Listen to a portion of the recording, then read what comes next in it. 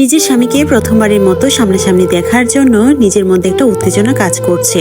আমি যাওয়ার পর ও বাড়িতে কি হবে সেটাও বুঝতে পারছি না। শুধু এতটুকু বুঝতে পারছি যে আমাকে নরম হওয়া যাবে না।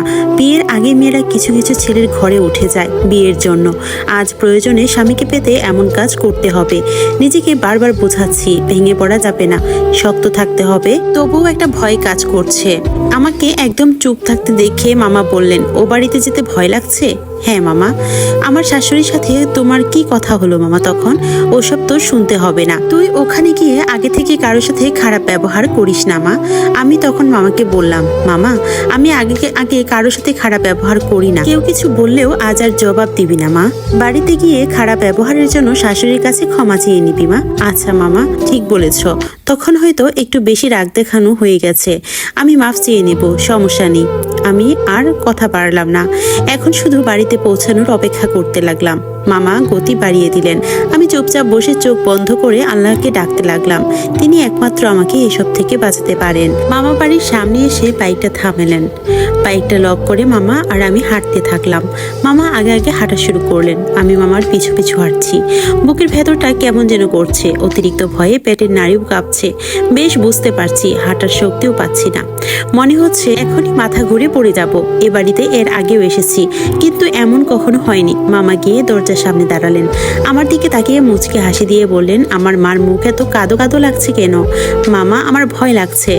ধুর মেয়ে, কিচ্ছু হবে না, সাহস রাখো। মামা আমার মাথায় হাত বুলিয়ে কলিং বেলে চাপলেন। মামা বেলে বাজানোর সাথে সাথে দরজার ওপাশে শব্দ হলো। কেউ খুলতে চলে এসেছে।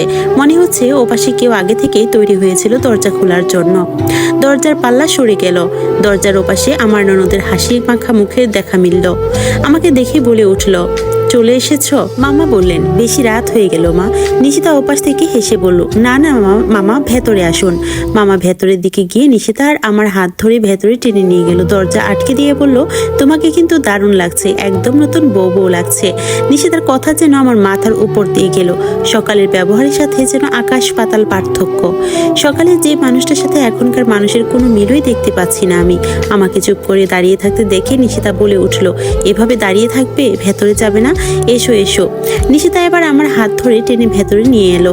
বাড়িতে যেন জমজমাট আয়োজন। বাসায় আম্মা আর নিশিতা ছাড়াও আরো অনেকজন রয়েছেন। আমাকে দেখে আমার দিকে কয়েকজন এগিয়ে এসে আমার শাশুড়িকে ডেকে বললেন, আপা দেখ দেখ, তোর বউ চলে এসেছে। দেখ, লাল টুকটুকে বউ এসেছে বাসায়। আমার শাশুড়ি রুমে উকি দিয়ে দেখলাম মামা আর আম্মা কথা বলছে। আমাকে চেয়ারে বসানো হলো।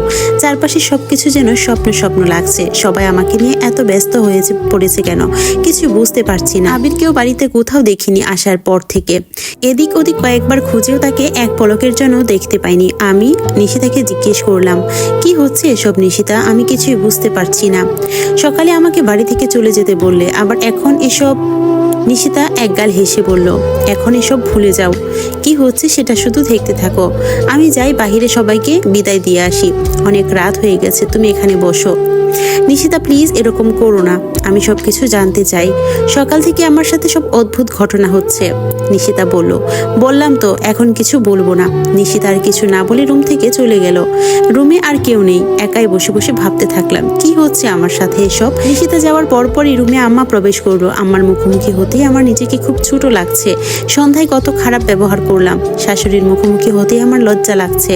কিন্তু আমার তো কিছু করার ছিল না। দেয়ালে পিঠ থেকে গিয়েছিল আমার। আমি দুজনকে আসতে দেখে মাথা নিচু করে অপরাধীর মতো বসে রইলাম।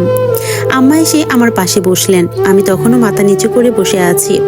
আম্মা থুতনিতে হাত দিয়ে আমার মুখ উঁচু করলেন। বলে উঠলেন, মাশাআল্লাহ, কি সুন্দর লাগছে আমার বৌমাকে। আমি আম্মার দিকে তাকিয়ে বললাম, আম্মা। আম্মা বলল, কোনো কথা না। আম্মা তখনকার জন্য আমি দুঃখিত। প্লিজ আমাকে মাফ করে দিন। এখন সব ভুলে যাও মা। এসব কথা আর মনে রেখো না। আম্মা আমি কিছুই বুঝতে পারছি না, বিশ্বাস করুন।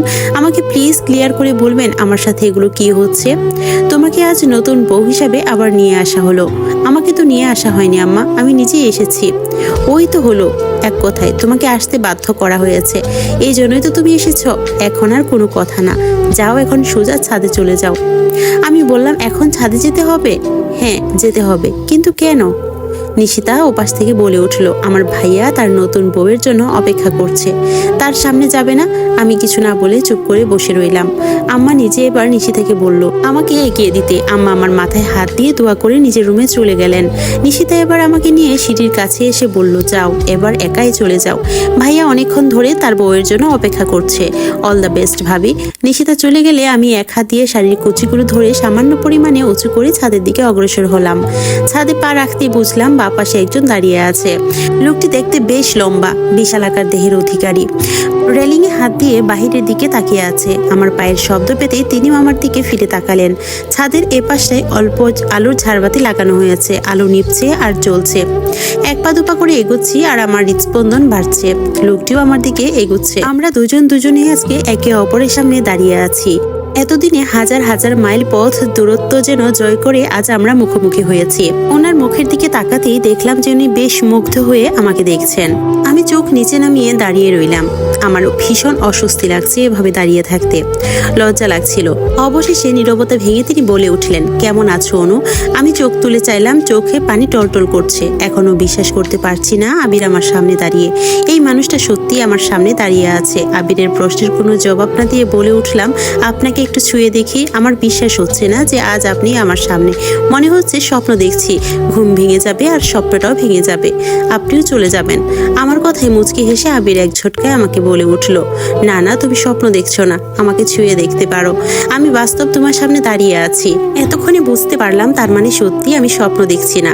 এই সব কিছু স্বপ্ন নয়, সত্যি আমার জীবনের বাস্তবতা। আমার নিজেকে খুব ভাগ্যবতী মনে হচ্ছে। তাহলে আমার সংসারটা শেষ পর্যন্ত টিকলো।